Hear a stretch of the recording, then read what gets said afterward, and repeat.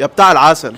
ايه يا عم، انت عمال تطلع لي من كل حته، عايز ايه؟ الناس زهقت بقى من العسل بقى يا عم احمد، عندك ايه جديد؟ يا صاحبي العسل ما بيزهقش حد، بس عموما لو عايز حاجه جديده تعال اوريك اغلى نباتات العالم، الذهب الاحمر. ايه الدهب الاحمر ده يا عم احمد؟ الذهب الاحمر ده قصته قصه، تعال اما اوريك. تعال اما احكي لك القصه. ده بقى يا سيدي اللي بيقولوا عليه ذهب الاحمر او الزعفران الايراني. طب ما احنا عارفين الزعفران، مكبر الموضوع ليه؟ لا، زعفران عن زعفران بيفرق يا صاحبي. اولا الزعفران الايراني 4 درجات، حاجه اسمها سرجل، نقين، نجين، سوبر نجين.